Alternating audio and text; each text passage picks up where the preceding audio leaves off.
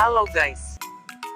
Di tengah pandemi COVID-19 ini, mungkin ada dari kalian yang sudah rindu banget dengan yang namanya jalan-jalan atau berwisata. Tapi pernahkah kalian mendengar yang namanya ekowisata? Yang belum tahu apa itu ekowisata, yuk simak video berikut ini.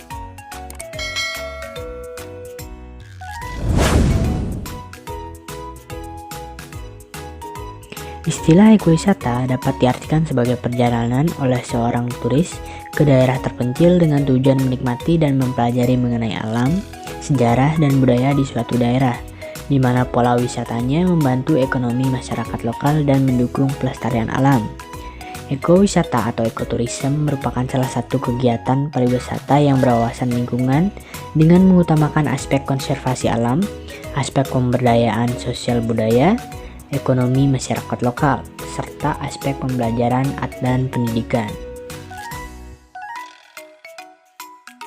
Ada 5 prinsip dalam ekowisata. Yang pertama, konservasi, yakni kegiatan usaha yang bertujuan untuk menyediakan alternatif ekonomi secara berkelanjutan bagi masyarakat di kawasan yang dilindungi. Berbagai manfaat dari upaya konservasi secara layak atau terutama bagi masyarakat yang lahan dan sumber daya alamnya berada di kawasan yang dilindungi.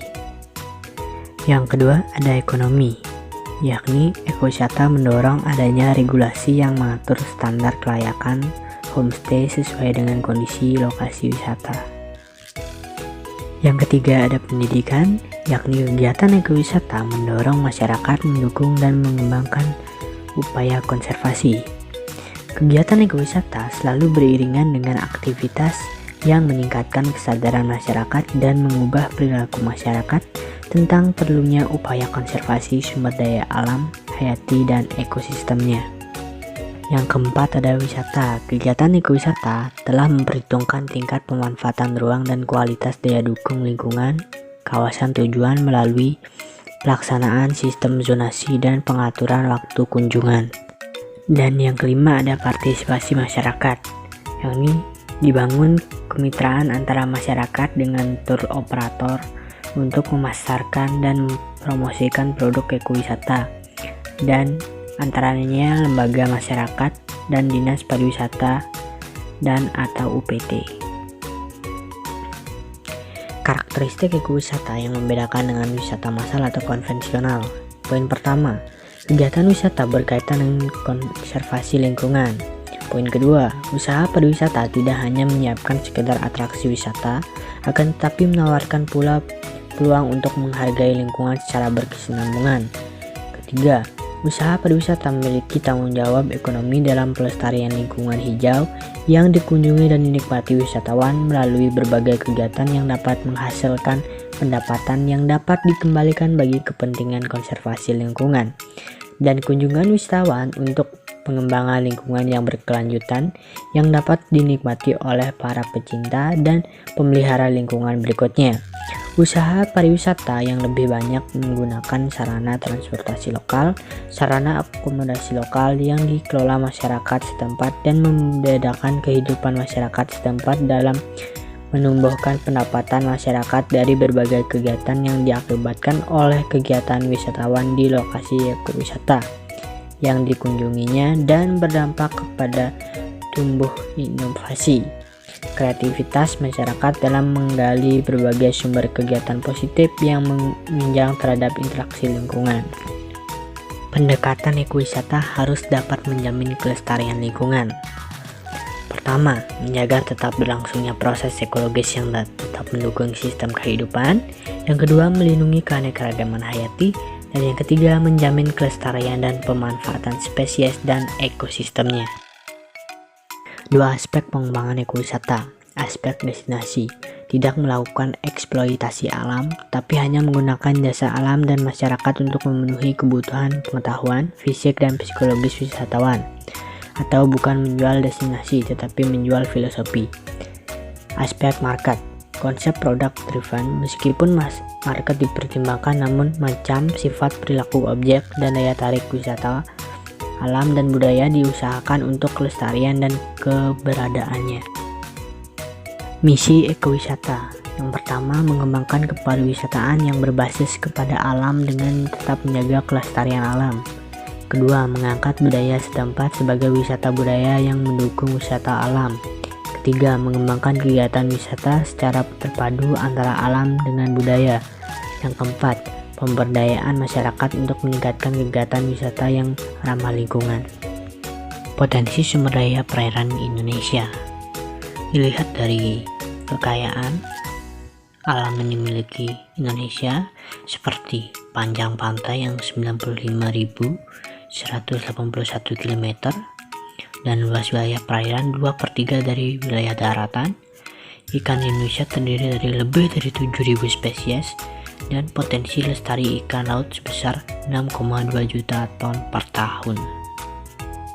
Potensi sumber daya perairan dapat digolongkan menjadi 3, yakni sumber daya dapat pulih, sumber daya tidak dapat pulih, dan jasa lingkungan. Sumber daya dapat pulih itu terdiri dari perikanan tangkap, perikanan budidaya, mangrove, terumbu karang, lamun, rumput laut. Sumber daya tidak pulih terdiri dari sumber daya mineral dan energi, sedangkan jasa lingkungan terdiri dari pariwisata, transportasi, dan pembangkit listrik. Potensi lingkungan pesisir dan laut. Daerah pesisir dan laut merupakan salah satu dari lingkungan perairan yang mudah terpengaruh dengan adanya buangan limbah dari darat. Wilayah ini bukan hanya merupakan sumber pangan dari usaha perikanan dan pertanian, tetapi merupakan lokasi sumber daya alam seperti mineral, gas, dan minyak bumi serta pemandangan alam yang indah yang dapat dimanfaatkan untuk kesejahteraan manusia. Perairan pesisir juga penting artinya sebagai alur pelayaran. Di daratan pesisir berkembang permukiman manusia dan pengembangan industri. Lingkungan pesisir terdiri dari berbagai macam ekosistem yang berbeda-beda kondisi dan sifatnya. Dapat dilihat pada gambar potensi kekayaan laut Indonesia yang sangat berlimpah. Dan ini beberapa gambar pemanfaatan wilayah pesisir dan laut di Indonesia. Pengelolaan danau berkelanjutan. Indonesia adalah negara dengan kekayaan dan keindahan alam yang luar biasa. Salah satunya adalah danau yang tersebar di berbagai pulau. Danau tidak hanya berfungsi sebagai penjaga keseimbangan ekologi, tapi juga penyedia sumber air, protein, mineral, dan energi. Setahu lagi, danau juga memiliki potensi yang tinggi sebagai penyokong pertumbuhan ekonomi melalui pariwisata. Berikut ini potensi pemanfaatan danau di Indonesia seperti keramba jaring apung, rekreasi, seni budaya, wisata budaya, arsitektur lokal, dan memancing. Estuari atau estuaria, suatu tempat pertemuan antara air tawar dan air laut atau transisi antara habitat tawar dan habitat laut. Suatu bentukan massa air yang semi tertutup di lingkungan pesisir yang berhubungan langsung dengan laut lepas, sangat dipengaruhi oleh efek pasang surut dan airnya merupakan campuran dari air laut dan air tawar. Potensi estuari. Habitat estuari lebih subur atau produktif sehingga daerah ini menjadi daerah asuhan yang baik bagi larva maupun udang, ikan, dan kerang, bahkan menjadikan estuaria sebagai habitat sepanjang hidupnya. Estuaria dimanfaatkan oleh manusia sebagai tempat bermukim, tempat penangkapan dan budaya perikanan, jalur transportasi, tempat pelabuhan, dan kawasan industri. Potensi sungai di Indonesia. Indonesia memiliki sekitar 5.590 sungai utama dan 65.017 anak sungai. Dari 5,5 ribu sungai utama, panjang totalnya mencapai 94.573 km dengan luas daerah aliran sungai mencapai 1.512.496 km persegi. Sungai juga mempunyai peranan dalam menjaga keanekaragaman hayati, nilai ekonomi, budaya, transportasi, pariwisata, dan yang lainnya.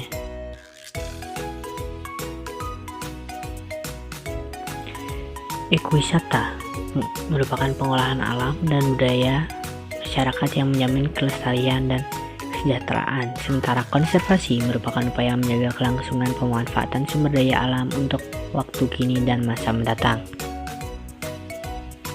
Berikut ini tujuan dari konservasi. Yang pertama, untuk memelihara serta untuk melindungi tempat-tempat yang sudah dianggap berharga agar tidak hancur. Yang kedua, untuk bisa menekankan kembali sehingga bisa memakai kembali pemakaian bangunan yang sudah lama yang sehingga tidak terlantar. Sebenarnya memiliki maksud apakah dengan menggunakan cara seperti ini bisa menghidupkan kembali fungsi dari bangunan yang sebelumnya dibangun tersebut, atau tidak mengganti suatu fungsi dari bangunan yang lama dengan fungsi yang baru yang memang diperlukan.